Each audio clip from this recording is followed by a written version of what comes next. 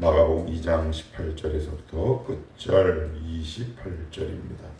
신약성경 55페이지입니다. 마가복음 2장 18절에서 28절을 우리 다 같이 한 목소리로 읽읍시다. 요한의 제자들과 바리새인들이 금식하고 있는지라 사람들이 예수께 와서 말하되 요한의 제자들과 바리새인의 제자들은 금식하는데 어찌하여 당신의 제자들은 금식하지 아니하나이까? 예수께서 그들에게 이르시되 혼인집 손님들이 신랑과 함께 있을 때 금식할 수 있느냐? 신랑과 함께 있을 동안에는 금식할 수 없느니라. 그러나 신랑을 빼앗길 날이 이르리니 그날에는 금식할 것이니라. 생배 조각을 낡은 옷에 붙이는 자가 없나니 만일 그렇게 하면 기운 새 것이 낡은 그것을 당기어 헤어짐이 더하게 되느니라. 새 포도주를 낡은 가죽 부대에 넣는 자가 없나니 만일 그렇게 하면 새 포도주가 부대를 터뜨려 포도주와 부대를 버리게 되리라. 오직 새 포도주는 새 부대에 넣느니라 하시니라. 안식일에 예수께서 밀밭 사이로 지나가실새 그의 제자들이 길을 열며 이삭을 자르니 바리새인들이 예수께 말하되 보시오 저들이 어찌하여 안식일에 하지 못할 일을 하나이까? 예수께서 이르시되 다윗이 자기와 및 함께한 자들이 먹을 것이 없어 시장할 때 한 일을 잃지 못하였느냐? 그가 아비아달 대제사장 때 하나님의 전에 들어가서 제사장 외에는 먹어서는 안 되는 진설병을 먹고 함께한 자들에게도 주지 아니하였느냐? 또 이르시되 안식일이 사람을 위하여 있는 것이요 사람이 안식일을 위하여 있는 것이 아니니 이러므로 인자는 안식일에도 주인이니라. 아멘. 오늘 우리가 함께 읽은 이 말씀은 지금 우리가 보는 우리의 시선과 우리의 눈길에는 우리가 아주 익숙하게 많이 들어봤던 말씀이지만 당시 바리새인 서기관들에게는 굉장히 혁명적인 이야기였습니다. 무슨 이야기냐면 18절에 요한의 제자들과 바리새인들이 금식한다. 이게 무슨 말이냐면 유대인들에게 소위 경건하다고 할 때 꼭 따라오는 세 가지가 있습니다. 첫째는 금식인데 그걸 언제 하냐면 월요일하고 목요일 날 합니다. 하루 금식을 하죠. 7일 가운데 이틀을 금식한다? 어마어마한 경건이죠. 첫 번째가 금식이고 두 번째는 기도입니다. 그런데 기도를 어떻게 하냐면 우리 주님이 마태복음에서 이렇게 알려주시죠. 너희가 기도할 때 내 골방에 들어가. 이 말씀이 나온 배경이 뭐냐면 이 바리새인과 서기관들은 장터나 이런 공공장소에서 사람들의 인정을 받기 좋아했기 때문에 눈에 보이는 장소에서 큰 소리를 내서 기도했다는 말이에요. 아무튼 두 번째가 기도라면 세 번째는 뭐가 있느냐? 구제입니다. 주님께서 마가복음에서도 이렇게 말씀하시죠. 너희가 구제할 때 오른손이 하는 일을 왼손이 모르게 하고 왼손이 하는 일을 오른손이 모르게 하라 이렇게 말씀하시는데 이들은 아주 대놓고 했다는 말이에요. 아무튼 이 유대인들에게 소위 경건한 자가 해야 하는 필수적인 종교적 행위가 세 가지가 바로 금식, 기도, 구제인데 예수님의 제자들 또한 예수님은 그것을 초월하시고 되게 그것을 아주 그냥 없어도 되는 것처럼 이야기한단 말이에요. 그러니 유대인들이 보기 이상한 거예요. 왜요? 오랫동안 이어져 종교적 관습과 전통을 지키지 않아요. 여러분 이건 굉장히 정서적으로 충격이 있습니다. 특별히 보수적인 교단에서 그 교회 오랜 전통이 깨지는 것은 오래 그 교회 다닌 분들이 얼마나 극렬하게 저항하는지 모릅니다. 이제 저는 목회자 또 교육자다 보니까 이제 사역을 하면서 이 교회 저 교회 이렇게 다녀보잖아요. 그러면 꼭 10년 20년이 넘어간 교회는 전통이 진리처럼 화석화된 교회가 의외로 굉장히 많다. 되게 유치한 이야기이긴 하지만 앉는 자리도 딱 정해지고요. 그리고 심지어 밥 먹는 자리도 딱 정해져요. 이게 굉장히 견고합니다. 이건 되게 단적인 예입니다.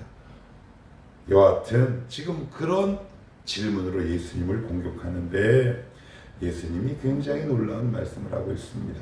19절에 보시면 예수께서 그들에게 이르시되 혼인집 손님들이 신랑과 함께 있을 동안에 금식할 수 있느냐?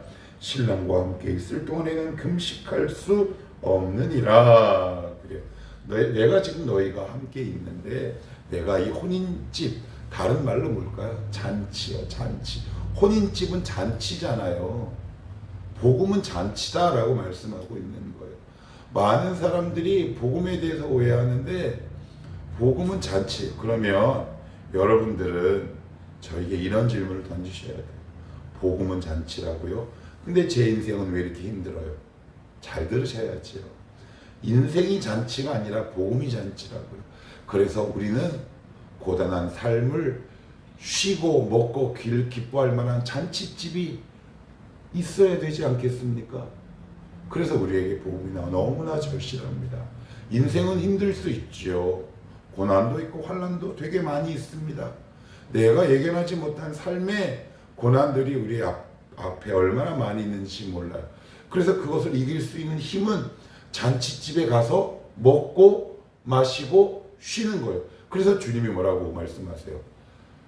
수고하고 무거운 짐진자들아 다 내게로 오라. 그래요. 어디로 오라? 복음으로 오라. 어디로 오라? 잔치집으로 오라. 왜요? 수고하고 너무 힘들게 살아왔기 때문에 우리는 이것들을 잘 놓치고 있어요. 그래서 일부 경건하다고 하는 교회나 교단에서는 이런 것들을 엄히 배제한 채 교회 오면 왠지 경건한 표정을 지어야만 되는 것 같은 이상한 종교적 전통이 우리 한국교회에 있는 것을 우리는 배제할 수 없다. 그렇다면 우리 교회는 어떤가? 나의 신앙은 어떤가? 그러면서 20절에 이렇게 덧붙이십니다. 그러나 신랑을 빼앗길 날이 이르리니 그날에는 금식할 것이니라. 이게 무슨 이야기입니까? 내가 이제 너희를 떠날 때 일시적으로 금식할 수도 있다. 무슨 얘기예요? 너희 인생 가운데 희로애락이 있는데 기본적으로 복음은 잔치야. 결혼식 잔치와 같아 라는 말씀을 하고 있습니다.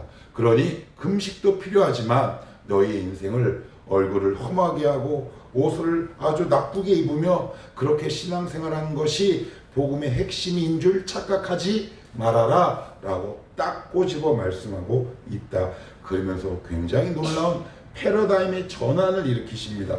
자, 21절 같이 읽습니다. 시작. 생배의 조각을 낡은 옷에 붙이는 자가 없나니 만일 그렇게 하면 기운 새 것이 낡은 그것을 당기어 헤어짐이 더하게 되느니라. 그래요. 우리 옷을 오래 입으면 세탁기에 넣었다가 뺐다가 햇빛에 말렸다가 하면 원본이 수축과 팽창이 이어져서 옷이 헤어지잖아요. 그러면 그 헤어진 천 조각을 새 옷과 이렇게 바느질을 하면 나중에 이게 어떻게 되냐면 새 옷의 그 결의 쫀쫀함이 그 낡은 옷의 그 결을 확 당긴단 말이죠. 이해가 되시죠? 그러니 헌옷이 찢어져요. 그리고 그 다음에는 어떤 비유를 하시냐면 우리의 문화로는 조금 설명이 필요한데 이때는 지금은 어딜 가나 정특기가 있지만 그들은 포도주가 음료와 같았기 때문에 가죽 부대에 넣어 다닌다는 말이에요. 그런데 오래된 가죽 부대는 어떤 현상이 발생하느냐? 새 포도주를 오래된 가죽 부대에 넣으면 새 포도주는 아직 발효가 되지 않았어요. 발효가 되면 CO2가 나온다고 합니다. 이산화탄소. 그러면 기포가 나오겠죠? 그러면 기포가 나오면 이게 계속 부풀어 오를 거 아니에요.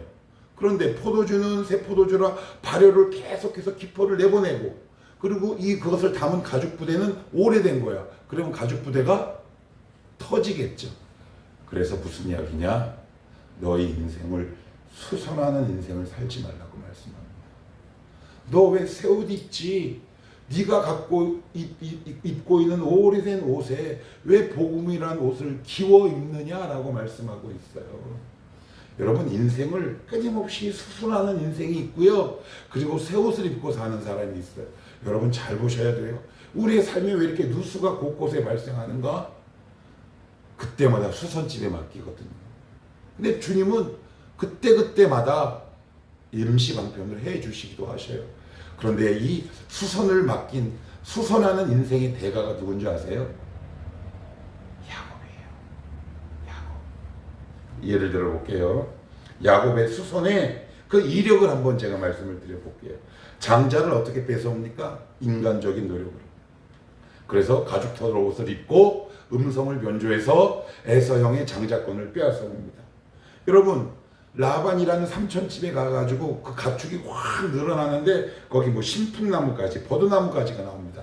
그런데 주석을 보면 그 당시 행했던 민간적인 율법이라고 나옵니다. 거기에 하나님의 초월적인 은혜가 깃들였을 뿐 과학적인 근거는 하나도 없는 거예요. 무슨 얘기입니까? 하나님이 그것마저 수용하시고 허락해 주신 거예요. 불쌍하니까.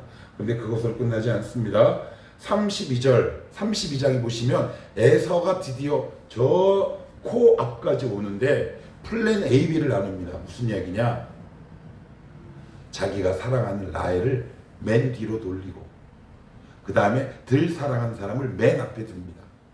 죽어도 가장 먼저 죽도록. 무슨 이야기입니까? 야곱은 평생 수선하는 인생을 살았습니다.